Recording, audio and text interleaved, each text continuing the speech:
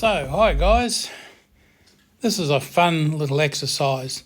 We're looking at creating planets in Affinity Photo 2 on the iPad for your own interstellar backdrop. An Affinity Photo tutorial. Now, setting the scene. Let's get right into this. Let's have some fun creating a cool sci-fi scene with planets, moons, nebulas and space dust. We'll start by making a vast black universe full of stars, then begin building up the scene with a large alien planet and its moon. To give the scene a sci-fi feel, we'll give it a vibrant nebula and then finish with some intense lighting effects. Now we've got the star field there, so to begin by opening up Affinity Photo and creating a new document in landscape mode, and I've made its size 3000 pixels by 2000 pixels. You can make it as large or as small as you like, even wallpaper size if you wish, but I've used 3000 by 2000. Set the background to black by changing the colour palette to black and white and using the paint bucket to fill the layer with 100% black. Or, even simpler, use a black fill layer. Set the colour to black and create a new fill layer, and there it is, a black background. Create a new pixel layer and fill this with black too. Again, you can use a black fill layer. So you can see on the right there you've got two black layers. Then go to Filter, Noise and Add Noise. Set the percentage to 400. Obviously the default is 100, but you can actually click on the number and type in 400 there. Set the layer to black and white, which is monochrome, and add a Gaussian filter, leaving the radius at 1%. Now don't forget to tick the box at the top to apply it. See, I've got the Gaussian blur set to 1% and filter applied. Next, we need to adjust the levels to reduce the number of teeny dots and produce a star field effect. Select the Adjustment Studio, select Levels, then set black to 30%. Now you can see the context toolbar there, and although this is a fairly small image on the screen, you can see already that there's a black background and lots of little dots there.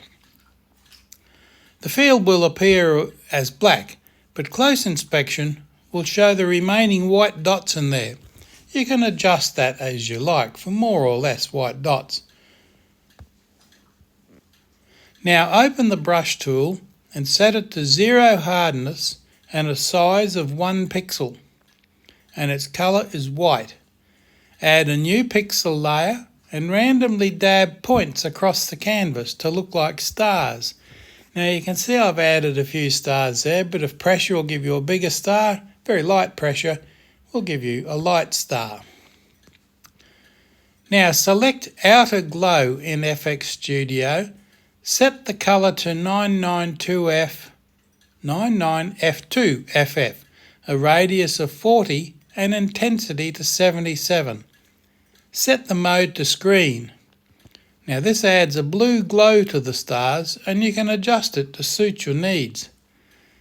I have it a little too intense here so you can see it clearly. You might like to reduce it slightly, or you might like to leave it like it is.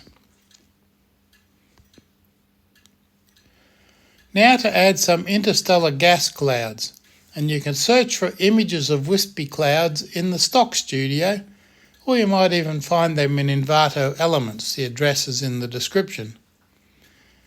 Paste it into the document and rasterize it. Remember, you can't really do anything with images unless you rasterize them. Now desaturate the image and set the mode to screen. You can use the HSL adjustment to darken the image by desaturating it and then set the opacity to about 50%. Set the mode to screen.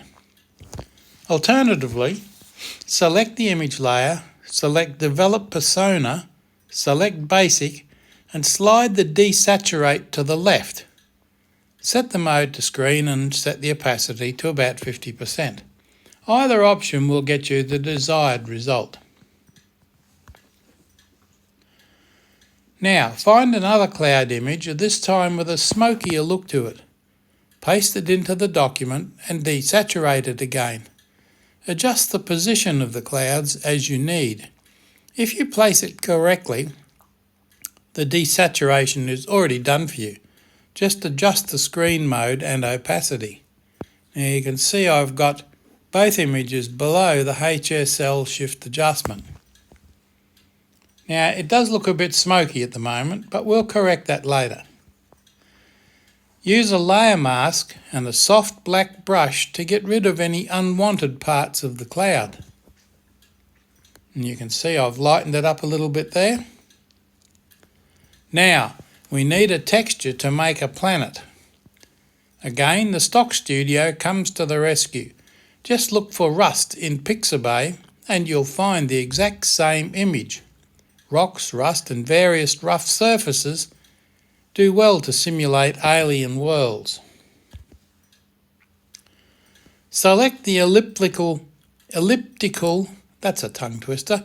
Select the elliptical mark tool to draw out a perfect circle with the shift option on. So bottom left hand corner is the dot, tap that dot, it'll bring up the dot in the middle. When you tap that, there's the shift key. Tap that and it'll stay on. So shift and drag out your mark and it's a perfect circle, just what you want. If you make a mess of it, just put the dot somewhere else and drag it out again. It's self-destructive, I guess you'd say. Then copy and paste this circle into a new document. Now when you copy and paste it, you copy merged. If you just copy, you're just copying the mark outline, but you want to copy the whole thing. Copy and paste this circle into a new document. Go to Filter and spherize the circle. So in Filter, you've got Sphere. Right down the bottom. Firstly, you need to work out the radius. That's half the width of the image. And it helps if you make your image an exact size. So that's 1721 by 1721 pixels. Half the width, divide that by 2, which is 860.5. Easy. You're going to need that number in a moment. Now select Filters, Sphere, and in Radius, the top slider, and 860.5. And in the Intensity, the lower slider, enter 100. Tap the tick at the top to fix it. Don't forget this or you lose your work. Now it still looks fairly flat there, but if you compare it with what you had before, it does kind of have a spherical look to it, like you're looking side on to a ball. Now there's a better view of it, and that does look a bit better. Copy this planet document and paste it into your composition and move and place it to where you want it. Now go to FX and give it an outer glow of the same colour you used on the stars, 99 F2 FF. You can see that little outer glow around it. The next step is to paint out the clouds further. Select the first cloud layer, and you can see I've got it there, and add a layer mask, the same as you did previously, and with a soft brush, paint out the extra cloud with black. You need the blackness of space showing through, and you can see it there. So it's not so cloudy at all. Those layer masks are very good. Now, using FX, set an inner glow to the planet. Set the radius to 250 pixels, the opacity to 25% and the intensity to 25%. Set the layer mode to add mode. Now, select the flood select tool, set the tolerance to 60% and select the visible planet. Select the FX Studio and turn off all the FX effects for that layer. Make a duplicate of the planet layer, then fill that with black. Do you follow that? Select the Flood Select tool, select the visible planet. Turn off all the FX effects and go to the editor, make a duplicate. The top line there where the 3 dots are, make a duplicate of that layer and then fill that layer with black, and you end up with that. Drag it down and to the right to expose the planet beneath. Using the FX Studio again, add a Gaussian blur set to 200 to fade the shadow out. And you can see it there, nicely fading. Use the Transform Studio to enlarge the layer and adjust it so that it flows smoothly around the sphere. Next, add a new pixel layer and with a soft white brush dab a few spots around the edge of the planet. You can put as many or as few as you like there, and you can see in the layer panel on the right the layer with the dots on it. Change the mode to overlay and reduce the opacity to 30%. Now it nearly fades those out, but that's alright. Create a new layer again, new pixel layer, set the brush to a new colour, 36 3D 71. Set the brush settings to 100, 25, 1324 and a round soft brush. Now dab a few random spots around the composition, then set the mode to overlay. The colours are faint, but they are there. Probably show up better on a larger image. Add another layer and set the blending mode to overlay. Then go ahead and add nice bright colours to colour the nebula. I've used the colours you can see there.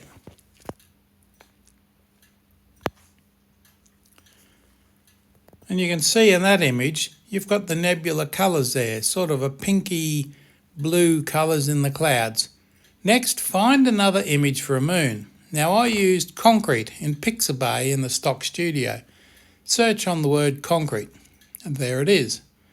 Draw out a circle mark using the Shift key tool for a perfect circle. Then copy, merged and paste.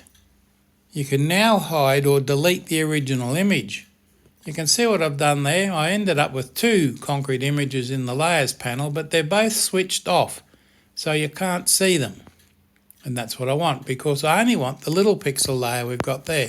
You don't have to actually copy it out and create another image, although you could if you want to keep it for future use. You can just do it within the studio you've got here. And when you've got your smaller circle, you can either just switch off or delete the original image. You can see I have 2 hidden images there to get rid of. Now, reduce the size of the moon and locate it away from the planet. Now apply the same sphere adjustment as you did for the planet. My moon is 700 pixels wide, so the sphere setting is 350 pixels. That's easy to remember, isn't it? Reduce the size of the moon and locate it away from the planet. Well, I just said that, so I must have 2 of the same slides there. So far we have a nice moon circling an alien planet. Add an outer glow and an inner glow FX, just as you did for the planet. The inner is 83, 100 pixels 3% and 82 FFFF. The outer glow is 100%, 70 pixels and 50%, and it's all white, 4 Fs.